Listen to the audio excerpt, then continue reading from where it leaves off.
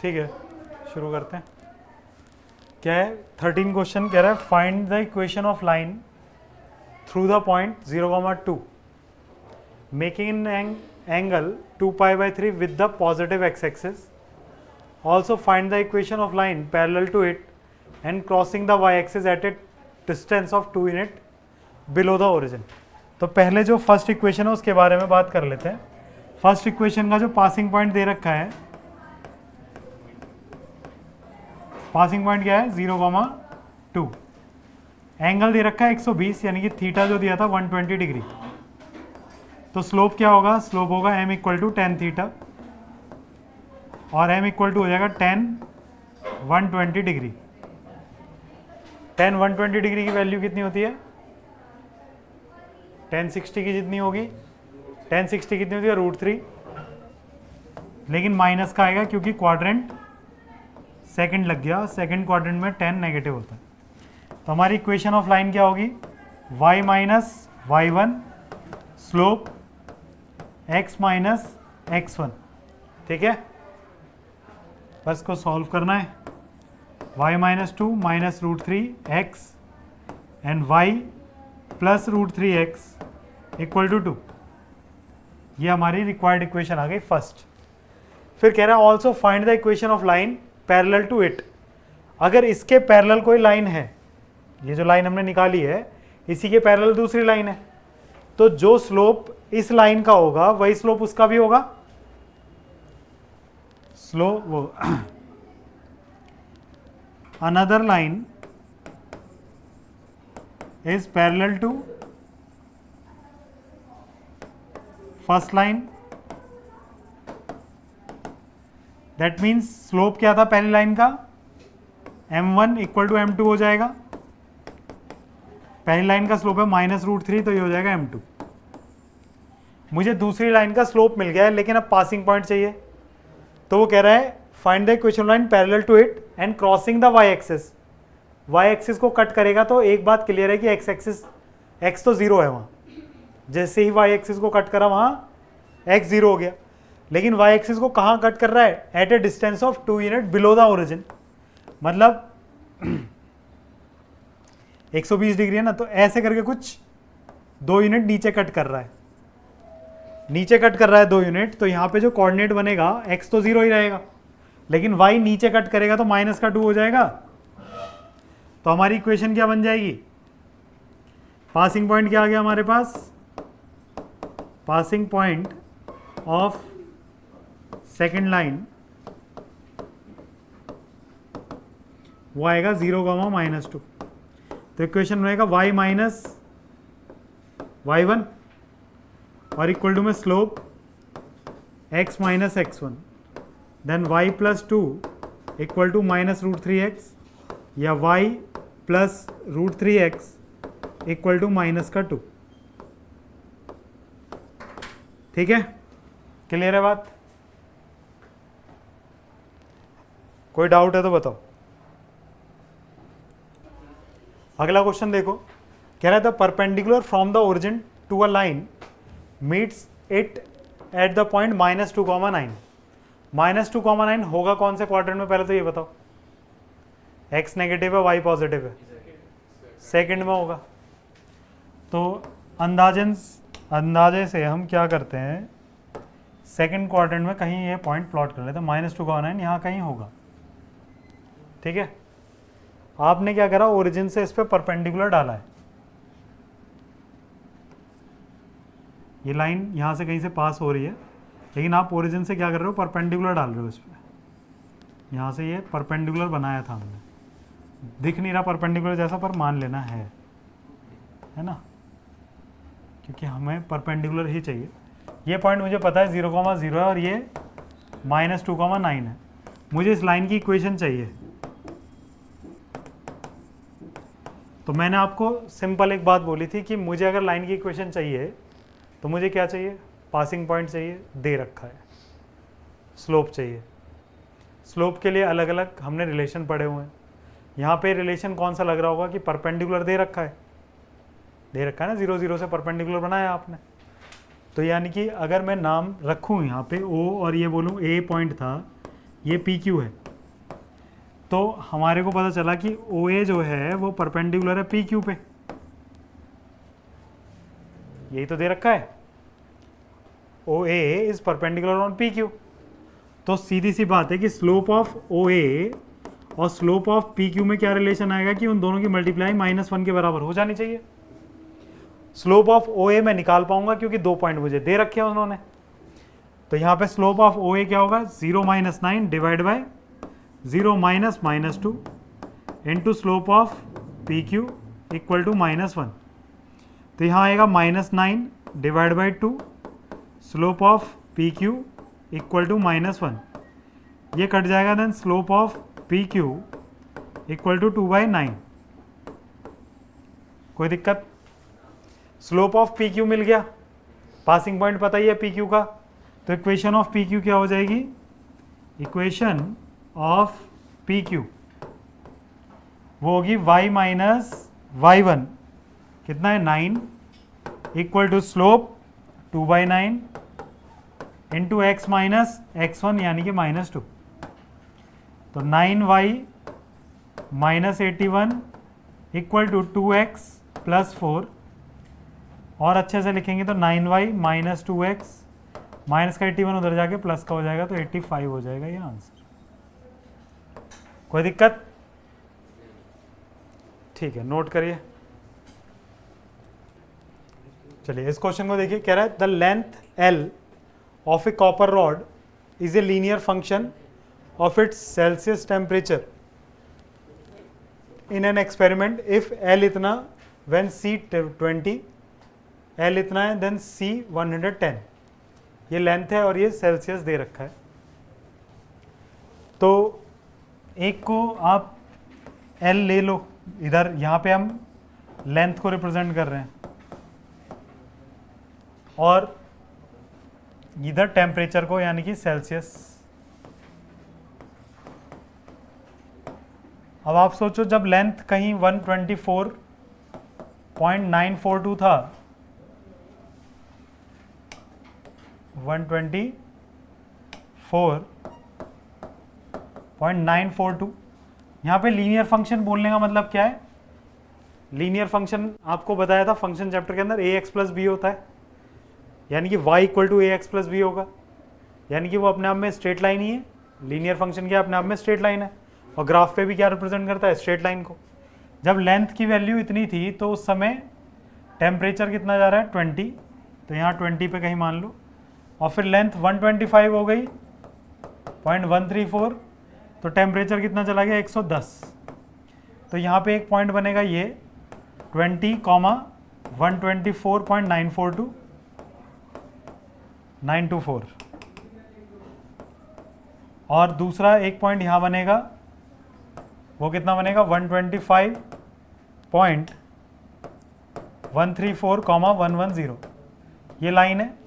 वो क्या चाह रहा है, in express L in term of C, L को C की टर्म में लिखना है।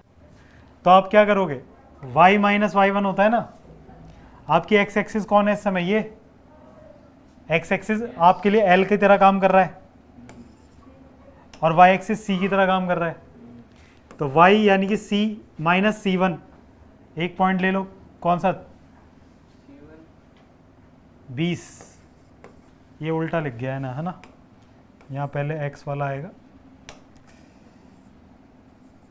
पहले x वाला आएगा 124.924, 20 है ना, y माइनस y1 ये वाला एक पॉइंट मान लिया, इक्वल टू स्लोप के लिए 110 माइनस 20 करोगे, और नीचे 125.134 माइनस 124.924, और इंटू x कितना है लेंथ L माइनस L1 कितना था हमारा 124.942, C माइनस 20, इसको सब्ट्रैक्ट करके कितना आ रहा है,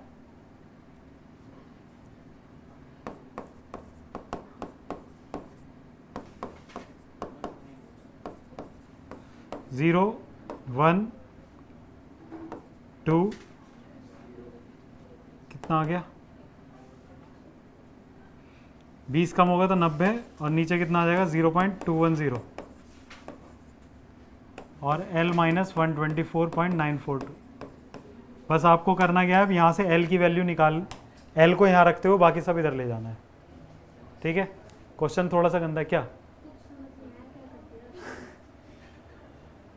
एक तो एक्स एक्सिस में फर्स्ट यूनिट पे लास्ट में आपने 2 लिखा है तो एक्स एक्सिस पे फर्स्ट यूनिट 4 2 कर लो उसे, उसमें कोई दिक्कत नहीं है। मैंने लेंथ को एक्स एक्सिस मान लिया और टेम्परेचर को वाई एक्सिस मान लिया है, तो अब जो भी जनरल पॉइंट लिया जाएगा वो L कॉमा सी होगा ना। जैसे एक्स एक्सिस और वाई एक्सिस के लिए एक्स कॉमा वाई ले रहा हूँ, तो अब L कॉमा सी हो गया। L कॉमा सी होगा तो C मतलब y की जगह यूज होगा, y माइनस वाई वन है, ये रहा y1 वो रख दिया। स्लोप आता है y2 minus y1 divide by x2 minus x1 और इंटू x माइनस x1। बस x और y की जगह L और C यूज हो रखे हैं और कोई चेंज नहीं आया है। ये 2 पॉइंट हमें गिवन थे, x1 y1 x2 y2। ये ऐसे करके लिखना जरूरी है कि पहले वाले पॉइंट में एल सी और फिर दूसरे पॉइंट में LC ही है, ठीक है। अब इस क्वेश्चन में वो क्या कह रहा है, the owner of a milk store finds that he sells 980 litres of milk each week at the 14 rupees per litre. तो यहाँ पे भी किसी को x और y मानना पड़ेगा। यहाँ पे अब दो चीज़ें चल रही हैं, क्या क्या, लीटर मिल्क है इन लीटर्स और रुपीज़ है ना, मनी इन रुपीज़ चल रहा है। फिर 1220 लीटर 16 रुपये per litre, assuming a linear relation between the selling price and demand. ठीक है, how many litres could he sell weekly at the rate of 70 rupees per litre. ठीक, अब पहले कितना है 980, 980 लीटर्स था और उसने कितने रुपए के हिसाब से बेचा है 14 के हिसाब से। फिर 1220 लीटर उसने बेचा 16 रुपए के हिसाब से। तो यहाँ पे जो कोऑर्डिनेट बनेंगे ऐसा बन जाएगा ना, इसको आप लिखो 980, 14 और यहाँ के लिखोगे 1220, 16। फिर यही पॉइंट मिल गया हमें। अब क्या करो, इसको मैं अगर ये अब एक्स एक्सिस और वाई एक्सिस ही मान लो, ये एक्स एक्सिस और ये वाई एक्सिस हो गया, तो आप क्या करोगे y माइनस वाई वन किसी एक पॉइंट को मान लो, यहाँ पर 14 हो गया। फिर y2 minus Y one divide by x2 minus x1 और x माइनस x1 980। इसको सॉल्व करना है, y माइनस 14 इक्वल टू यहाँ कितना बचेगा 2 और यहाँ कितना बचेगा 240 और x माइनस 980। ये काटेंगे तो 120 इधर आएगा तो 120 y minus 14 into 120 equal to x minus 980। 14 की मल्टीप्लाई करेंगे तो कितना आएगा 16 equal to x minus 980। Then 120 y minus x equal to minus का 980 plus 1680। Then 120 y minus x कितना बचेगा यहाँ 700। ये तो रिलेशन आ गया, ठीक है, दूध और पैसे का। लेकिन अब यहाँ पे क्या किया उसने कि वीकली में वो कितना दूध सेल कर रहा होगा 17 रुपीज़ पर लीटर के हिसाब से। तो यानी कि अब मुझे 17 कहाँ चल रहा था y पे, तो जब y 17 होगा तो उस समय x कितना आ रहा होगा ये बताना है हमको। तो y की जगह 17 रख दो, 120 into 17 minus X equal to 700। Then 120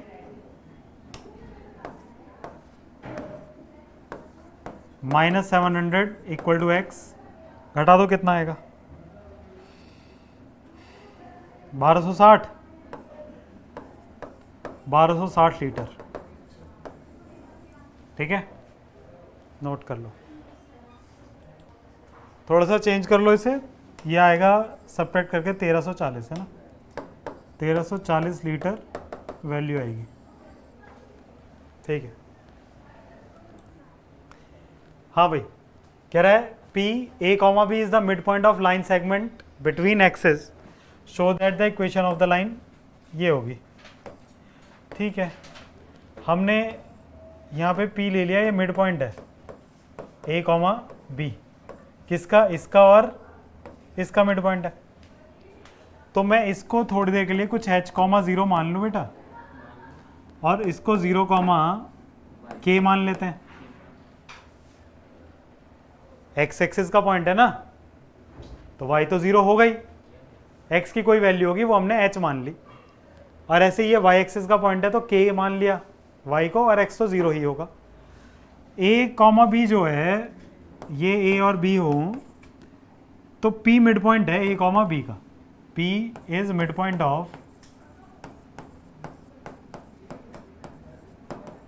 of a b। तो P के कोऑर्डिनेट कैसे दिए जाएंगे, तो P के कोऑर्डिनेट इस तरीके से लिखे जाएंगे कि जो A होगा,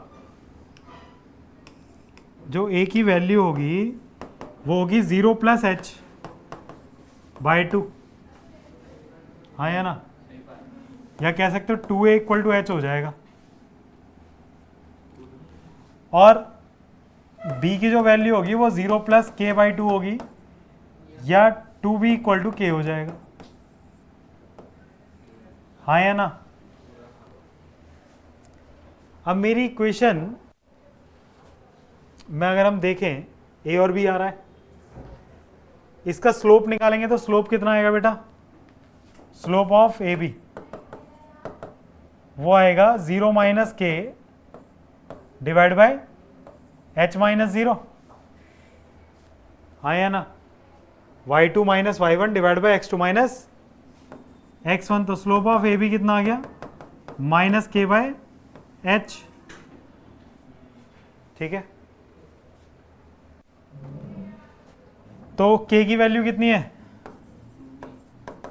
2b, h की वैल्यू कितनी है 2a, तो स्लोप कितना आ गया माइनस, पासिंग पॉइंट क्या था a कॉमा b, तो इक्वेशन क्या बनेगी y minus y1 slope minus b by x minus x1 which is a।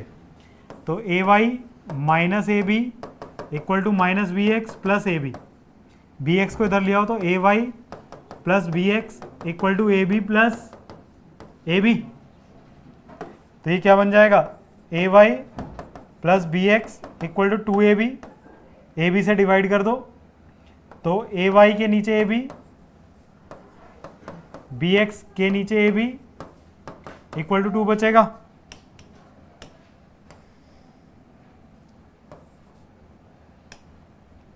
ए से ए कैंसिल तो y के नीचे b, फिर b से b कैंसिल, x के नीचे a, ये बीच में प्लस है, इक्वल टू क्या हो जाएगा 2। कोई दिक्कत नहीं, नोट करो फिर। ठीक है, पार्टी क्लास से पहले, आधे घंटे लग जाएगा। हाँ आधे घंटे भी है ना? 30 मिनट का पेपर है, 5 से 6 क्वेश्चन है, आना आधे घंटे पहले है। पीसीएम वाले 7 बजे के बाद भी दे सकते हो टेस्ट, 7 से 7:30 टेस्ट दे सकते हैं पीसीएम वाले, पहले दे सकते हैं वो 5:30 से 6 दे दो, जैसा उनको सूटेबल लगे। ठीक है, चलो इस क्वेश्चन को देखो, कह रहा है point R H comma K divides a line segment between the axes in the ratio. एक लाइन है ये, यहाँ पे ये पॉइंट है हमारे पास आर जो कि एच कॉमा के है, वो इनको 1:2 में डिवाइड कर रहा है, 1 और ये रेशियो 2। ये पॉइंट अभी भी हम एच कॉमा 0 ही लिख सकते हैं और ये 0 कॉमा के, कोई दिक्कत। यहाँ सेक्शन फॉर्मूला लगा के एच की वैल्यू निकाली जा सकती है, एच कॉमा के पहले से ही दे रखा है तो इसको एक्स और कुछ और ले लो, एक्स कॉमा 0 और ये हमारा पास हो जाएगा 0 कॉमा वाई। ठीक है, तो h की वैल्यू कैसे निकालेंगे? तो सेक्शन फॉर्मूला क्या था? h लिखा, इधर वाला 2 उठाया आपने तो 2 के साथ इधर वाला x आएगा प्लस 1 के साथ इधर वाला y आ जाएगा ना, वो 0। नीचे क्या आएगा? 2 प्लस 1, देन h की वैल्यू आई 2x/3 या x की वैल्यू बोल सकते हो आप, h की वैल्यू लिखो अभी फिलहाल। फिर k की वैल्यू क्या आई थी? यहाँ से x निकाल लो 3h/2। फिर k की वैल्यू अगर मुझे निकालनी है तो 2 into 0 plus 1 into Y and divide by 1 plus 2, then k equal to y/3 या y की वैल्यू आ जाएगी 3k। अब अगर मैं स्लोप निकालना चाहूँगा इसका तो स्लोप ऑफ ए बी लिख लेते हैं, ये A B. Slope of A B y2 minus y1 divide by x2 minus x1, then slope of A B कितना आ गया? Minus y/x। y की वैल्यू हमें पता है क्या? कुछ कुछ पता है। y की वैल्यू कितनी है? 3k। और x की वैल्यू कितनी है? 3h/2। 3 से 3 कट गया तो ये आ गया slope of A b equal to minus 2k divide by h। Slope मिल गया, पासिंग पॉइंट हमें पता है h, k। इक्वेशन लिख लें, y minus y1 that is k equal to minus 2k/h and x minus x1 h। बस hy minus hk minus 2kx plus 2kh। इसको इधर ले आओ, hy plus 2kx equal to 3hk। बस hk से divide कर दो इक्वेशन को तो ज़्यादा अच्छे से दिख जाएगी इक्वेशन, है ना। देखिए कह रहा है by using the concept of equation of line prove that 3 points are collinear. ये तीनों पॉइंट एक लाइन पे हैं, हमें ऐसा प्रूफ करना है, पर हम स्लोप या पहले हमने जो भी तरीके अपनाए थे उनसे नहीं करेंगे। ए बी और ये सी, ये 3,0, ये -2, -2 और ये 8,2। मैं ऐसा कर सकता हूँ ना कि मैं ए और बी से एक लाइन की इक्वेशन लिख लूँ, 2 पॉइंट है मेरे पास, तो क्या होगा? y minus y1 equal to y2 minus y1 divide by x2 minus x1 into x minus x1 कितना है? 3। हमने इक्वेशन ऑफ ए बी लिख दी, इक्वेशन ऑफ ए बी लिखी हमने। कोई दिक्कत यहाँ तक? थोड़ा सिंप्लीफाई करो, y equal to -2 divide by -5 x minus 3, -5 इधर तो -5y equal to -2x plus 6, then 2x minus 5y equal to 6। ये आ गई हमारी लाइन की इक्वेशन ए बी की। इसी ए बी लाइन पे ये सी वाला पॉइंट अगर लाई कर रहा होगा तो इसको सेटिस्फाई कर जाएगा। If C is collinear with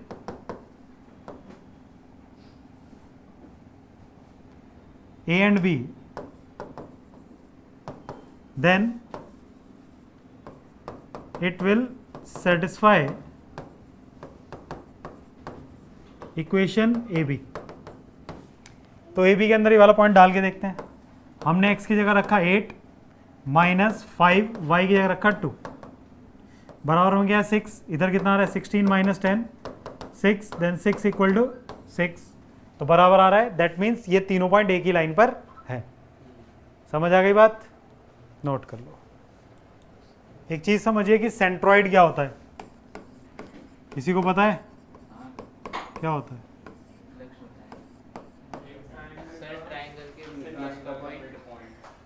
triangle का मिड पॉइंट।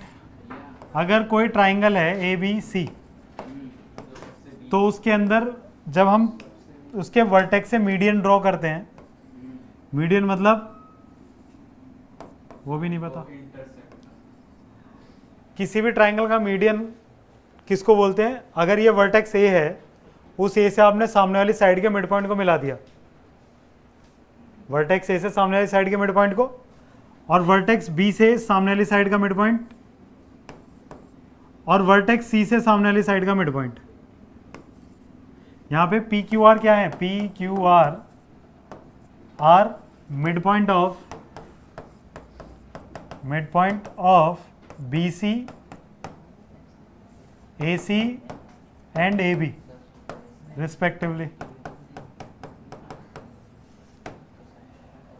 तो जो इनका इंटरसेक्शन पॉइंट होता है ना, उस इंटरसेक्शन पॉइंट को सेंट्रोइड बोलते हैं।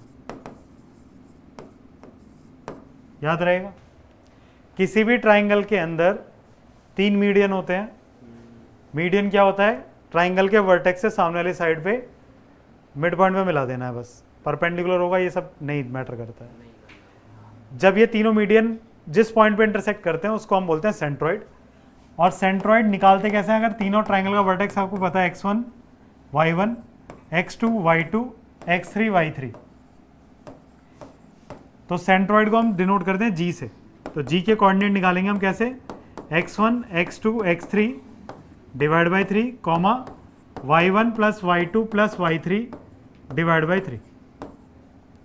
समझ आई बात? कोई दिक्कत? ठीक है।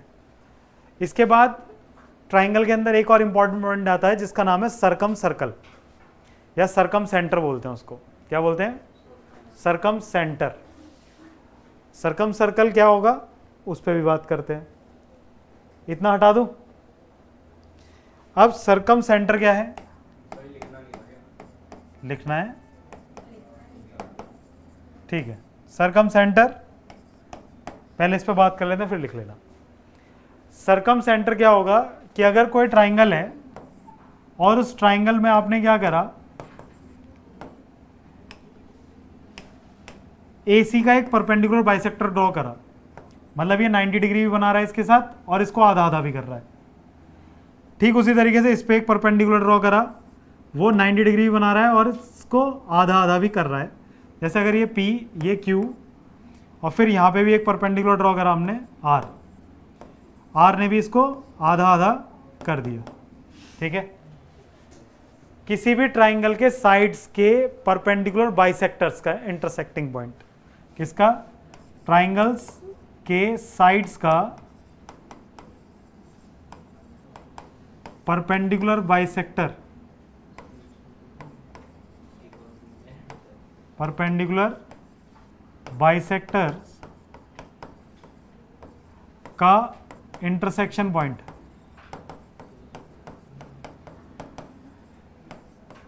क्या होगा? सरकम सेंटर होगा। ठीक है, इसको सरकम सेंटर बोलते हैं।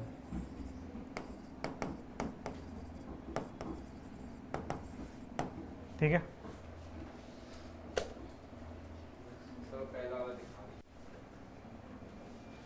दिखा